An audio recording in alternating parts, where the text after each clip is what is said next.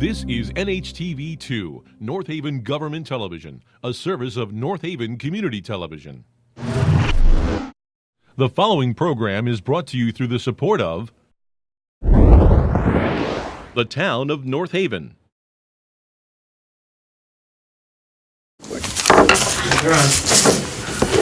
Good evening. I'd like to convene the Tuesday, February 27, 2017 North Haven Fire Commission meeting. I'll ask for the approvals of the minutes of the Board of Fire Commission meeting held on January 23rd, 2018. So moved. Do I hear a second? Second. Any question on the motion? All in favor? Aye. Opposed? So moved. The Chief's report. Chief's report for this month. Year-to-date, as of this time last year, we were at 725 alarms. As of this time this year, we're at 783, an increase of approximately 58 alarms. Since our last Board of Fire Commission meeting, we provided paramedic transport to the hospital with a paramedic assisting, that is, on 37 different times, and we transported on one occasion. Transporting is not something that we will typically do, but if the situation presents itself for a variety of reasons, then we will transport, and that did occur once in the last 30 days or so. We had 19 incident responses to the highway. Slight increase in our EMS calls for this past period. We were at 70%. We're normally at about 66, 65. For whatever reason, since this last meeting, we're at 70%. Approximately 472 incidents since our last meeting, of which 117 occurred simultaneously, which puts us at 25% overlapping incidents, which is pretty consistent with what it has been. Regarding the budget, this time last year we were at 73% spent. As of right now, we're at 73.7%. So we're essentially right where we were last year in terms of the budget. Furthermore, along with the budget since our last commission meeting, we've collected 8,300 hours in 8320 rather in permit fees. That brings us to just over 230,000, just shy of $231,000 since we started collecting these fees. Out of that, we pay the consultant, and so it leaves a profit of somewhere in the neighborhood of about $100,000 right now. I can have that number for you a little better as of our next meeting. Over the last couple of days, the town also received the permit fees for the Amazon project, of which $812,000 roughly of that was for the fire department for fire fees. So I'm gonna kind of call that an anomaly, try not to include that in our figures moving forward, only because it is such an anomaly in that it was more or less a one-time occurrence. We don't expect to see, as I would like to, see checks like that in the future. So just one thing I want to touch on as well, the reports that the commissioners get on a monthly basis typically reflect the dollar value and dollar loss in terms of our National Fire Incident Reporting System reports. You'll start to see an increase in that. Again, I mentioned this a couple meetings ago. I don't want you to be alarmed if you see that dollar number increasing as compared to what you've perhaps seen in the past. But we have refined a policy and we're now standardized in terms of how every department member that's completing NFIRS reports is accounting for value loss. So we're trying to track that moving forward much better so that it accurately reflects both in terms of the value saved and the dollar loss number in fire incidents. Regarding the fire marshal's office, since our last meeting, there's been 43 inspections conducted, 3 re-inspections for a total of 46, 16 different code violations, 8 of which have been corrected, the remaining of which we'll continue to follow up on. And there's been 55 plan reviews and or permits that have been addressed since our last meeting. I have a couple of items for the executive session, but I'll turn the training to Deputy Chief Martis first. We've started with the beginning of the new year, our annual OSHA requirements for training. A new training calendar has been created. This month we're covering standard operating guidelines, SCBA and rapid intervention training, how to rescue firefighters when they're trapped, and then civilian search and rescue evolutions. And that's all I have for Chief's report. Okay. Any questions of the chief regarding his report? I think certainly the call volume increase, it's kind of interesting, 725 to 785, that's a significant increase year-to-date compared to last year. And the simultaneous calls, 117 simultaneous calls, which obviously means that more than one apparatus is out. So the rescue is out and one other apparatus, or potentially all of the apparatus are out. Is that correct? That's correct, yes. Okay. Which, leads us to the dilemma that we have had and that we've discussed multiple times. It doesn't give us the opportunity in at least once or twice per week to respond to emergency calls. Correct. We typically are not able to respond to approximately 1 to 2 incidents per week due to there being no units available. Okay. So Chief, not to jump to a different issue, but I think it ties it all in, that what you've been asking for and trying to tell everyone, that we need to put on the 8 firefighters, obviously, to get another unit on the road so these overlapping calls could be handled properly. And I don't think that we should wait for more revenue to come in 2 years down the road, potentially from Amazon or someone else, when in fact that people that are injured today, we can't call them back and say, sorry, we can't come because we don't have the revenue to put the men on the road. I said, so, so basically what you've been saying, this is your expertise, it's your department, you know how it's run, you have the 3 top officials sitting there, administrators. There's more knowledge in that board right now than there has been since the existence of this fire department. And I'm happy to say that. But we have the cream of the cream now. And if you're asking for 8 men, I think 8 men is what we need. Yeah, the intent is to hire the 8 firefighters, assign 2 per shift. Initially, for the first year, staff a second rescue, paramedic staff rescue, and that'll be able to plug the hole in the calls that we're currently not able to respond to. There's a combination of things going on here. It's not only are we not able to respond to 1 or 2 incidents per week, but even the incidents that we are responding to, in some cases, either we're not setting enough personnel so that we're there longer, and it's, in some cases it presents itself as unsafe, or we're not providing a paramedic when a paramedic should have been provided. So we're able to hire 2 additional firefighters per shift.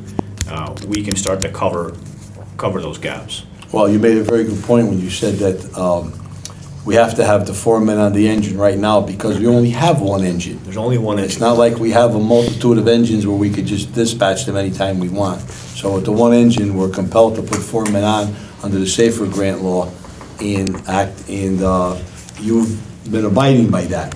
But now, we don't have that other engine.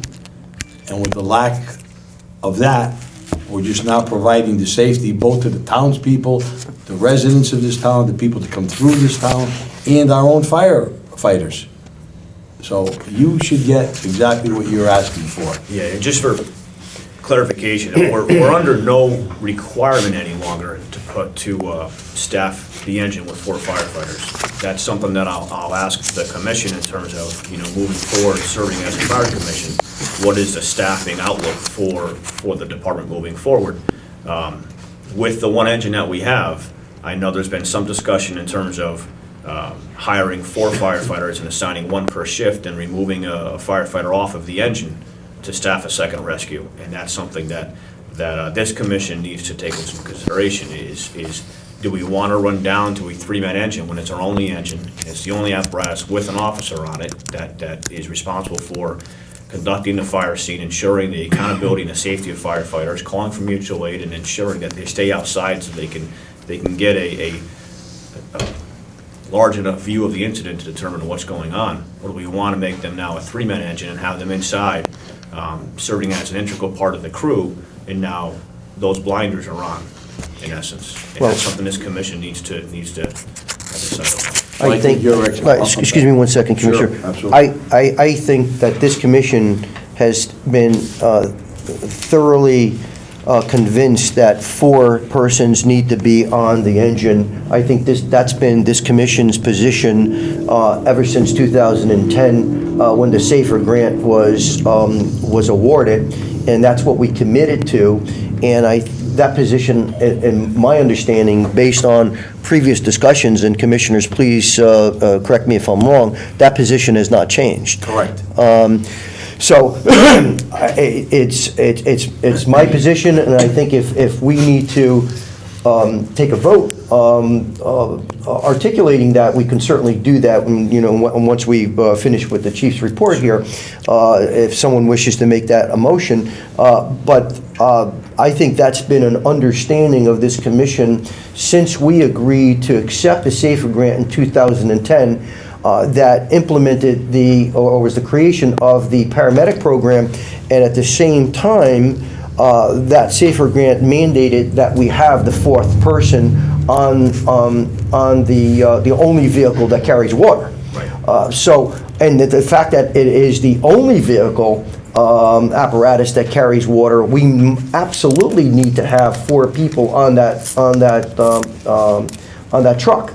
The command officer has a critical role in overseeing the scene, certainly from the safety standpoint, keeping abreast of, and not that I'm telling you this, but telling the public this, overseeing the safety of the firefighters on the fire scene. That person is responsible for contacting the UI company, the gas company, calling in the volunteers, calling in mutual aid, calling in additional paid staff if we need to, in the event of a major emergency.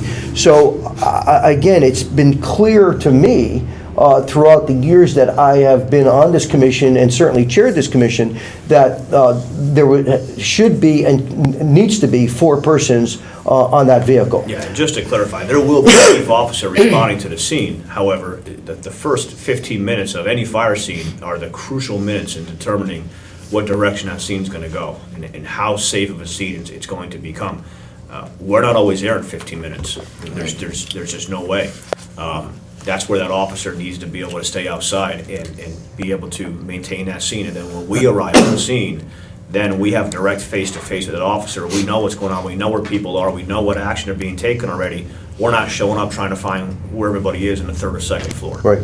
That's really what this comes down Yeah. to. It's the safety of the firefighters. I think what it boils down to, and Commissioner, again, correct me if I'm wrong, it's been our position right along. Always to put 4 men on an engine. I mean, obviously, again, we're not telling you, chief, you have more expertise in your finger than we have. But we're telling the general public that by the time you roll up on the scene, when your first firefighter gets out to catch the hydrant, you got an incident command, you got your driver's gonna run the pump, you have 1 man left, as it is 4. 5 would be ideal. I mean, that would be the perfect scenario to win, and we still don't have 2 in, 2 out, but still we go in. So I would like to make that motion after, that we definitely keep 4 men on an engine until the time comes when either we put a 2nd engine on, and between your expertise and your administrative staff and the union, they come up with something that's plausible to everybody and safe. So I think that's the best way. But to put the 4 men on right now, I think would be a disservice to the town. You'd be wasting approximately $400,000 with 4 men. We would assign them to the shift but we wouldn't be able to Put run another apparatus. another piece of apparatus on the road. So you would just put an extra firefighter on either the truck Yeah. or on the engine. If the plan is to continue to hire 4 this year, 4 next year, and build that up, then that's another conversation. But I don't think that it's prudent that we expect that a 4th firefighter hire and adding another firefighter per shift is going to put an apparatus on that. It's not. It doesn't fulfill the need The that we need. have, Right. in the fact that we're unable to respond to 911 calls today. Keep in mind, if a call comes in and our rescue vehicle goes out and someone slips on the ice, and our paramedic is out taking care of that slip or fall, and someone's child has difficulty breathing, or someone's having a heart attack 10 minutes later or 5 minutes later, we don't have another paramedic to come out to take care of that urgent, life-saving situation.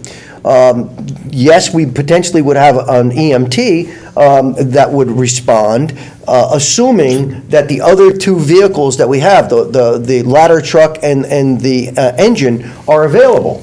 If they're out on a highway because of a rollover and the rescue vehicle is out with them, we're unable to respond. So that would, what we're suggesting is, and what the chief and the senior management and this commission has suggested, is that we bring 8 additional firefighters on board that will allow 2 firefighters per shift, 1 paramedic and an EMT, to be in another rescue vehicle. So we would have 2 rescue vehicles or 2 paramedics per shift.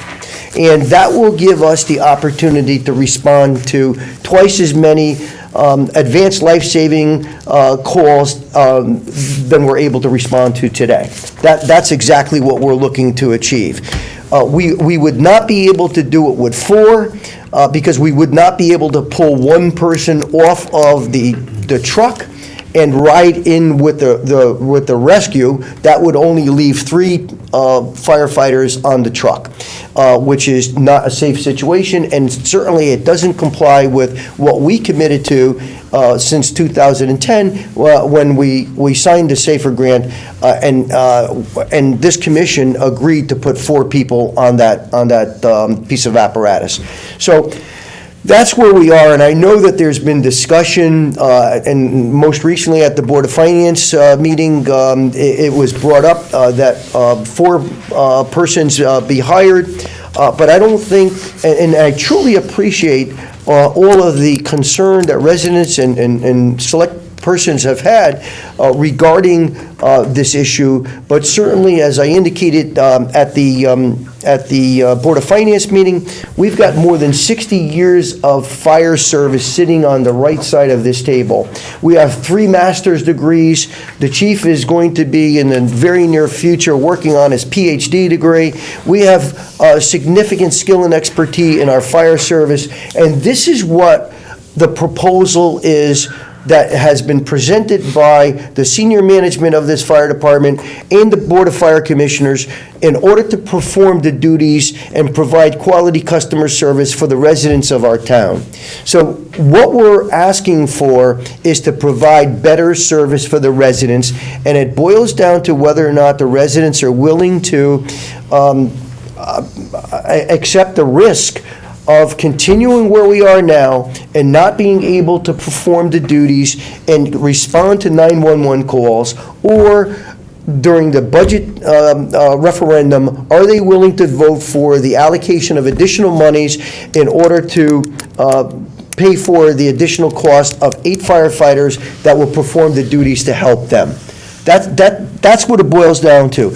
I believe the primary responsibilities of government is to perform services for the residents, and I don't see any better service than to provide life-saving services that the fire department and certainly the police department provide, but I'm speaking specifically of the fire department at this point. So that's, I believe, our position. Correct. It's been our position right along. It's the senior management's position of the fire department, and I'm hopeful that the residents who are witnessing this meeting and are hearing this understand that this is not for us.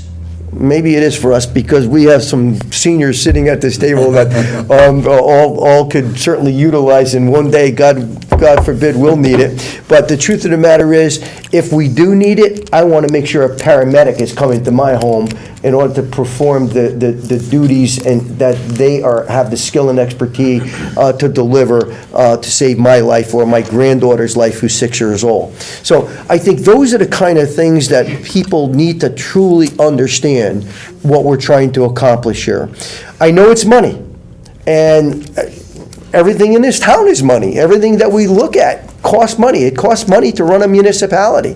But in the meantime, the proposal, as the commissioner indicated, for us to wait 2 years before revenue comes in from economic development that is on the horizon, what happens between today and 2 years from now while that money isn't coming in? What happens to the 911 calls that come in? What if it's your child? What if it's your mother? What if it's your husband? What if it's your wife? That's what our concerns are. You know, these people lay awake at night, and as a matter of fact, and many times, they're not laying awake because they're responding to those calls, and they're up in the middle of the night going out there taking care of life and death and protecting property, and that's their job. But the truth of the matter is, it takes money to do that. And I think it boils down to whether or not the residents of this town are willing to underwrite the cost of public safety for their own best interest and their family and loved ones' interest. That's what this boils down to. I believe that the people in this town have showed it in the past. They've always come forward, and they've always taken the side of the fire department with the wisdom of the leadership. They've given us the rescue, they've given us the extra men down the road. Now it's a crucial time. Putting 4 men on is a waste of time and energy. We cannot deploy another piece of apparatus on the road. We're just gonna add 1 firefighter to one of our pieces of apparatus, either the ladder truck and put 3, or the engine and put 5. Either way, we still can't respond to an overlapping call. Like the chairman said, we need to put another piece of apparatus on the road. The only way to do it is to put on 2 firefighters. For 4 platoons is 8 men. We can't kick the can down the road any longer, like you said, Commissioner. We can't tell someone when they call a 911, sorry, economic development didn't give us our check yet. We can't service your home. That's it. We can't service it, sorry. When we get there, we get there. We can't do that. We can't do that. In our heart, we can't do that. We go out with I think the chief would go out with his own vehicle at that point. So, you know, we have to stop kicking the can down the road. We have to put the 8 men on. I hope that the referendum, everyone will see that, like you said, there's over 60 years sitting there. There's probably another 80 years, 60, 70 years here in our commission. So, you know, we have over 100 years here. I mean, this didn't happen by accident. And I appreciate the people that are going to the meetings, that are spending the time to sit with both you, the chairman, and the chief, coming to the meetings and voicing their opinions and reading what goes on. I appreciate all that. But you can't learn what that board has learned in 4 or 5 meetings of an hour apiece. There's, like you said, there's 60 years of experience sitting there. So I think that we really have to bite the bullet now, put the 8 men on, and we'll see the difference. You're not gonna see 117 overlapping calls where we're not getting to 2 to 3 calls a week. We're missing those 2 or 3 calls a week. I know, God forbid, I don't want it to be my grandchild. So, I agree, and I will make that motion. We keep 4 firefighters on engine 1. I just have a couple of questions before Good, we get to Commissioner. that. Go ahead. Chief, you said we had 1 transport to the hospital. Was that a result of one of these highway calls? I'd have to check the report and see. I don't know offhand. And you said we had 37 paramedic calls? 37 incidents in which the paramedic assisted to the hospital, yes. Okay. Of those, how many were Narcan cases, or how many times was Narcan Again, I have to used? run the data on that and find out. We are seeing there hasn't necessarily been an increase in overdoses.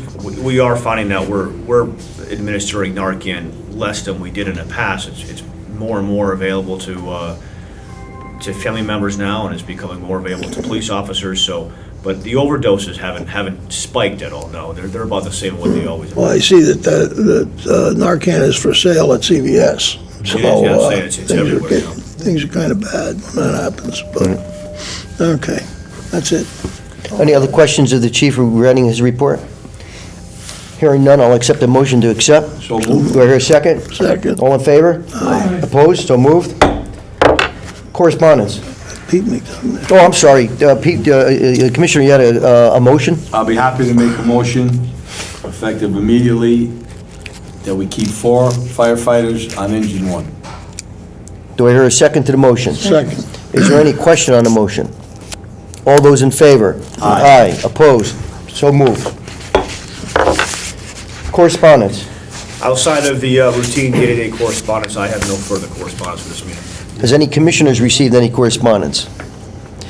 I'd like to welcome back Commissioner Mary Jane Mulligan. Thank you, and it's so nice to see you back here in good health. Thank you. Absolutely, absolutely.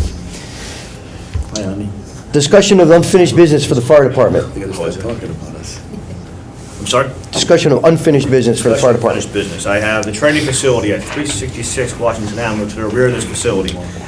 Just to update you on that, I have preliminary drawings of the tower. They've been developed. I'm not releasing them only because they're still conceptual. We're still working through some of the details of them. We're working with some of the town departments on approvals, and we're looking to start site work on this project in the next couple of months. So summertime, we hope to have the site work done, and again, look to be breaking ground on that. My hope would be September, October, be breaking ground in erecting that structure. As far as the ladder truck goes, I have pictures for the commissioners here. The latest on the ladder truck.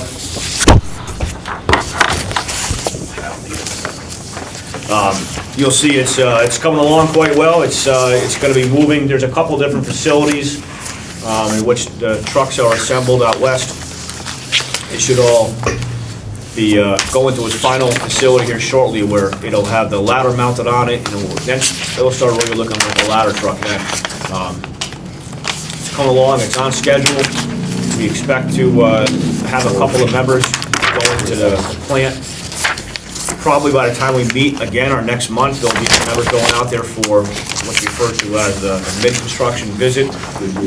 They're purposely waiting until the ladder's mounted on it so they can get a good visual of where everything is in relation to the chassis and compartments and things of that sort. So, again, the goal is to have this ladder truck taking delivery April or May, and I hope to have it in the North Haven Memorial Day Parade. So that's what I have for the ladder truck right now.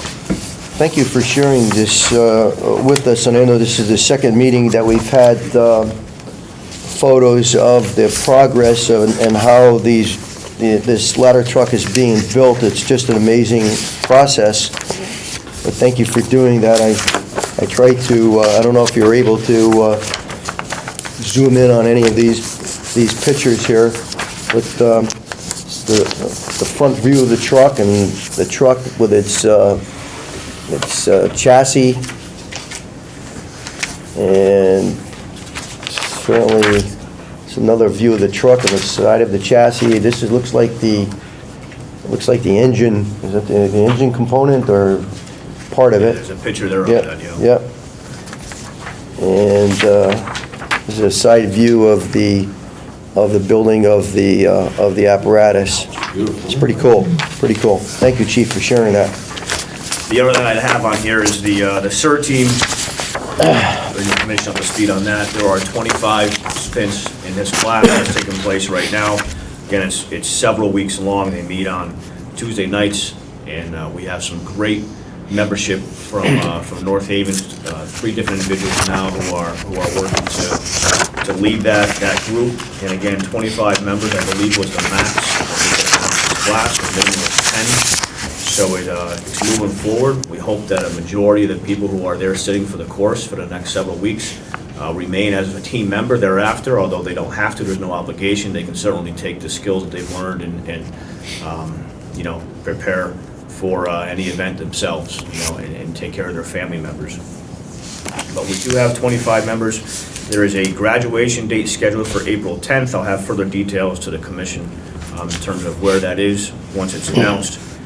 The intent of this CERT team, again, we're going to have a high visibility. We kind of have to start small right now. If we try to model this after other CERT teams in the area, they really do go out and do a lot of public service. With 25 members strong so far, we have to be careful how much we overwork them.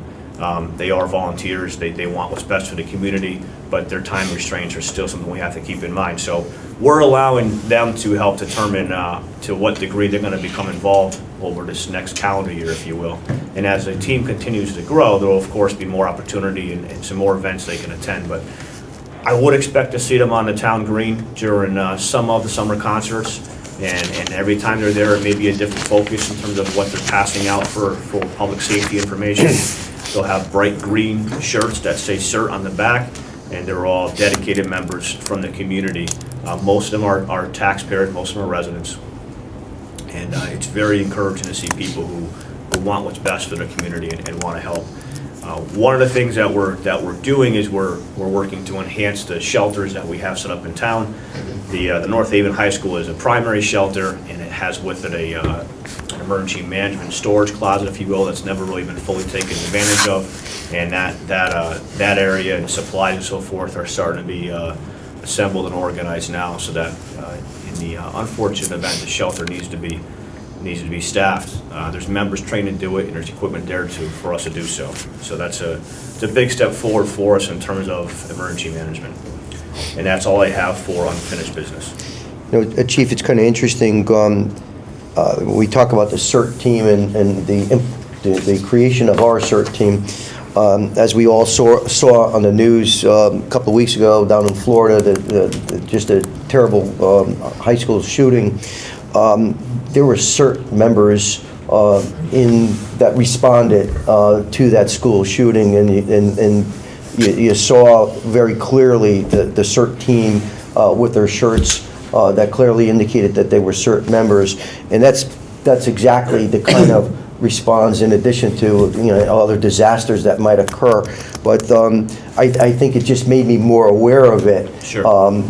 Hearing the fact that we're implementing a CERT team here in North Haven, and then to see it in action on television during a disaster tragedy, it just brought home the fact that it's so important to mobilize the population, the residents, in order to help each other. So I thank you for spearheading that and coordinating that, and we certainly thank the 25 members that are going to be participating in this program. Thank you. Discussion of new business for the department. The new business, I have the two applications have been submitted for the FEMA Assistance to Firefighters grants. One is for approximately 30 sets of structural firefighter gear, which is the complete set, which includes now boots, jacket, gloves, pants, hood, that type of thing. FEMA actually defines what a complete set of turnout gear is. So approximately 30 sets requested, in addition to a PPE washer and dryer. The one that we currently have is probably going on 15 years old. So it's approaching the end of its shelf life, and that grant totaled out to $128,000. So we're hopeful to receive that grant. I won't know anything further on that until the third or fourth quarter of this year. The other grant that we submitted for was for an apparatus. The apparatus that we submitted a grant for was for the $400,000 apparatus that we proposed in this budget, and the intent would be to take the money, if it's approved, and put it towards the money. The way the budget's set up right now, we're hoping to take some of the money and put it towards a lease to purchase type option. We would essentially just take that money and put it towards the cost share for the grant, which would be minimal in that case. We had our best opportunity to write a grant for that type of engine because it diversifies our fleet. It's a much easier narrative to write when you're talking about an engine that you don't currently have anywhere in your fleet than it is to write a narrative for an engine that's much like what we already have. So that's why it was chosen to go with the $400,000 engine. Good. And Chief, are we proposing to write any grants for additional firefighters? I know we spoke about the 8 firefighters that we were proposing this budget. Are we looking to write any grants for that? Yeah, so I have not yet seen the details come out. You're referring to the FEMA SAFER grant, which is what we were awarded in 2010.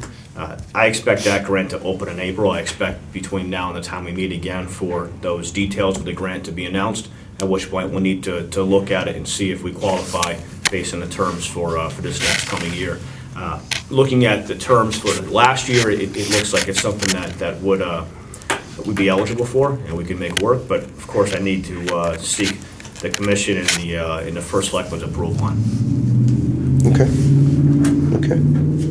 Any questions of the chief regarding new business? Chief, is there any set protocol or any training for an active shooter situation? Do you have anything So- ongoing with that? Yeah, so it's funny you mention that, because we're going to talk about something similar to that in just a moment here, but we have a policy regarding active shooter already within the fire department that goes over what staff are to do, what notifications are to make, where there's a stage.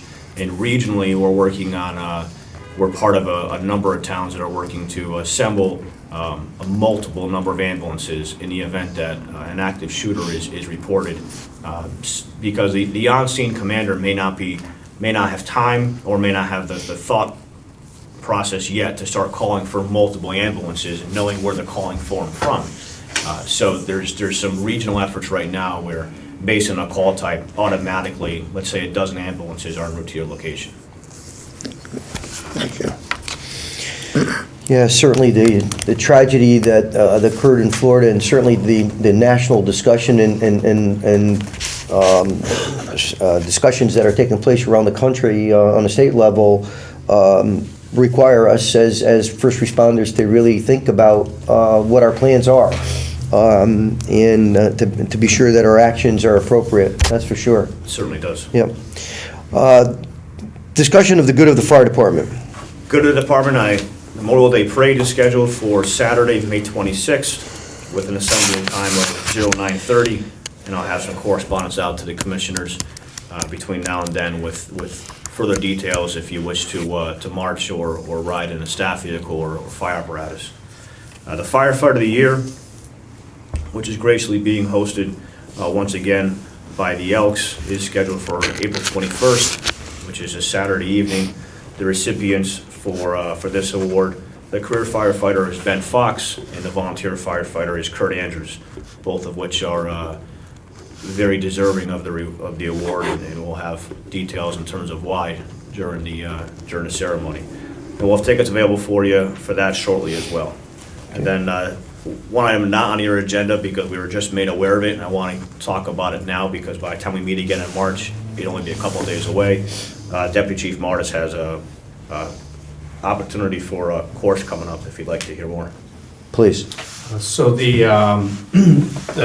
right along the lines of Commissioner Zuccarelli's question, there's been several case studies that have been done nationwide since 2012 after Sandy Hook. It was actually started very close to us in Hartford Hospital, Dr. Len Jacobs. And as they started to do many case studies in active shooter scenarios, what they were finding was that although the active shooter does create an unsafe situation until they're neutralized by local law enforcement, after the neutralization, either done by local law enforcement or more likely done by themselves, it's self-inflicted, many people are still dying of what they call preventable bleeding. So the focus from the medical community now is similar to what we did in the 60s and 70s and then regenerated again in the early 2000s, teaching everybody CPR, all lay people CPR, and giving them the equipment and the tools to do it. We've started a nationwide campaign to teach as many people bleeding control, bystanders bleeding control for free, and hopefully attempt to equip them with the materials to be able to do it. If you look behind me, you'll see our first sets of training equipment where we have artificial legs with wounds to be packed and tourniqueted. We have training tourniquets, we have training bandages, and training packing. March 31st of 2018 is the National Stop the Bleed Day. It is, again, a national program sponsored by the American College of Surgeons, the South Central Connecticut EMS Council, which North Haven is a member of, is started a Special Operations Committee, which I sit on the board of. We are running a series of events, training events, free training, open to anybody who wishes to take it. The name of the class is Stop the Bleed. I've passed out a couple of the sheets. I'll be getting these around the town to the libraries and to the school system as quick as possible. We literally just made the decision yesterday at a meeting, which is why it's not on the agenda. We will be hosting 2 classes here. One will be at 10 o'clock in the morning on March 31st, and the second one will be at 1 o'clock in the afternoon on the same day. The class runs less than 2 hours. It consists of about a half an hour to 40 minutes of classroom instruction and PowerPoint and dialogue, and then the balance of that is actually practicing applying tourniquets, applying bandages, and packing wounds. If you read on the more of the data, really the mission or the objective of Stop the Bleed would be to have tourniquets and hemostatic packing agents in every AED box in America. So when you go to the airport, I know Atlanta Regional already has it, Chicago O'Hare already has it. Right next to the AED is bleeding control kits. There's case study, I won't go into it too deep here. We'll talk about it during the class, but there's a lot of case study that the more limited numbers of fatalities in active shooter situations are because the people nearby were trained to stop bleeding. So again, March 31st, we'll have a class at 10 a.m. We will have a class at 1 o'clock. It'll be held here at the training center. It's about 2 hours, and if you're interested, you can contact fire headquarters to register for the class. Tuition is free, and we look forward to seeing as many people as possible. Seats are obviously limited, so it's first come, first served. Thank you, Deb. Appreciate that. I see our union president's here, Brian Marino. Any comments? No, not tonight, thank you. Thank you for joining us this evening. Thank you. I'm sorry? That's all I have for Okay. the good department. I'll entertain a motion to move into executive session. So moved. Do I hear a second? Any question on the motion? All in favor? Aye. Opposed? So moved. And best. I'd like to reconvene the Tuesday, February 27, 2017 North Haven Fire Commission meeting. We have a couple of motions to make. Commissioner Zuccarelli? I'd like to make a motion that we upgrade firefighter Mitchell Newcomer to grade B status effective February 28th, 2018. Do I hear a second? Yes, I'll second that motion. Is there any question on the motion? All in favor? Aye. Opposed? So moved. Commissioner Criscola? I'd like to make a motion that we dedicate the Northeast Training Room in the memory of the late former Captain Phil James. Do I hear a second to the motion? Second. Any question on the motion? All in favor? Aye. Opposed? So moved. Any further business coming before this commission? Any public comments? Here are none, I'll entertain a motion to adjourn. So moved. Do I hear a second? Second. This meeting is adjourned. Thank you very much. The preceding program is brought to you in part through a grant from the town of North Haven.